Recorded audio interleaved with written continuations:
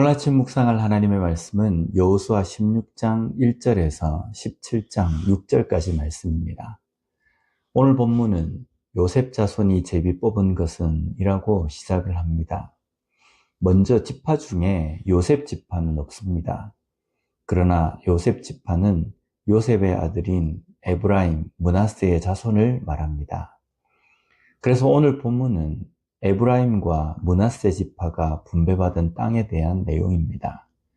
그 중에서도 므낫세 지파의 절반은 이미 요단강을 건너기 전 요단 동편에서 땅을 분배받았기 때문에 요단 서편인 가나안에서 분배받은 것은 므낫세 지파의 나머지 절반입니다.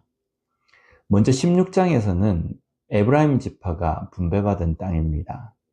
에브라임과 므낫세 두 지파가 분배받은 땅들 지도를 보면 다른 지파가 분배받은 땅에 비해서 월등하게 넓은 크기입니다. 그 이유는 각 지파의 가족 수대로 땅이 분배되었기 때문입니다. 그리고 가장 중요한 분배 원칙은 바로 제비뽑기입니다.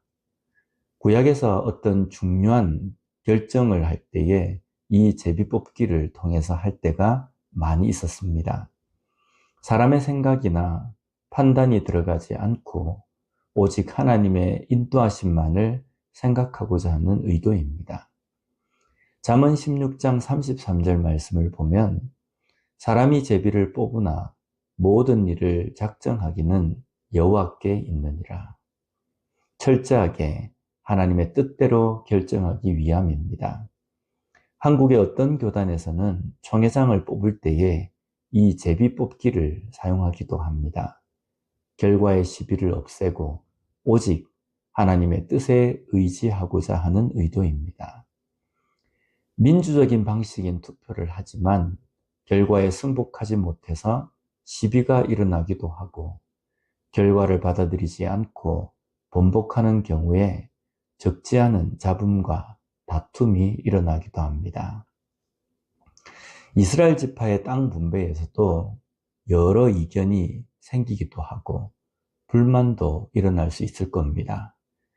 그런 것을 막기 위해서 제비를 뽑고 이 결정에 하나님의 뜻에 함께하기에 일체의 불만 없이 순종합니다. 우리가 공동체의 질서를 지키는 데에 승복과 순종이 중요합니다. 때로는 내가 승복하고 싶지 않지만 공동체 전체의 결정일 때에 승복하고 순종할 수 있어야 합니다. 물론 신앙의 길은 결코 다수결의 원칙은 아닙니다. 그러나 공동체가 결정하고 나아가는 길에는 이것을 따를 수 있어야 합니다. 이것이 질서를 세우는 길입니다. 에브라임 지파가 분배받은 땅 가운데서 가나안에 게셀에 거주하는 족속이 있었습니다. 그런데 이들을 에브라임 지파가 몰아내지 못해서 그들은 에브라임 지파 가운데서 노역하는 자로 함께 살게 됩니다.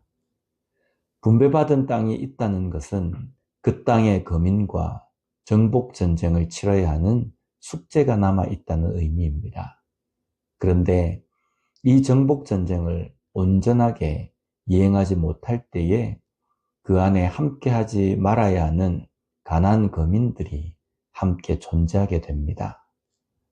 오늘날 우리의 믿음도 마찬가지입니다. 우리의 삶에 반드시 몰아내야 하는 세상적인 것, 성경적이지 못한 것들이 있습니다. 그런데 우리가 온전한 신앙생활을 위해서 이런 것들을 반드시 몰아내야 하는데 이것을 몰아내는 것에 게으를 때에 온전한 믿음이 아니라 세상에 물든 믿음으로 살아갈 수 있게 됩니다. 세상의 종교처럼 하는 것이 아니라 우리의 믿음은 성경에서 말씀하시는 대로 하나님께서 명령하시는 대로 되어야 합니다. 그래서 우리는 부지런히 말씀을 통해서 무엇을 바로 세워야 하고 무엇을 몰아내야 하는지를 바로 알고 신앙생활을 해야 합니다. 다음으로 17장에서는 므낫세 반지파의 땅 분배 내용입니다. 그 중에서 므낫세의 현손인 슬로브앗은 아들이 없이 말라, 노아, 호글라, 밀가, 디르사, 딸만 5이었습니다. 당시 이스라엘에는 아버지의 재산이 아들에게 상속이 되었습니다. 그런데 아들이 없는 슬로브앗의 땅이 그의 형제들에게로 돌아가게 되었습니다. 그러나 5딸들의 건의로 하나님은 아들이 없는 경우에는 딸들에게 땅과 재산이 상속되도록 말씀하셨습니다. 여기에 우리는 5딸들의 담대함을 볼 수 있습니다. 남성 중심으로 상속이 이어지던 때에 이런 건의를 할 수 있다는 것은 담대함입니다. 그리고 하나님은 이것을 기쁘게 여기셨습니다. 오늘날 우리가 하나님께 기도하는 것도 마찬가지입니다.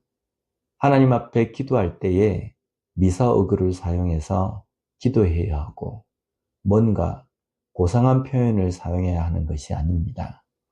하나님 앞에 기도할 때에는 담대함과 솔직함으로 나아가야 합니다.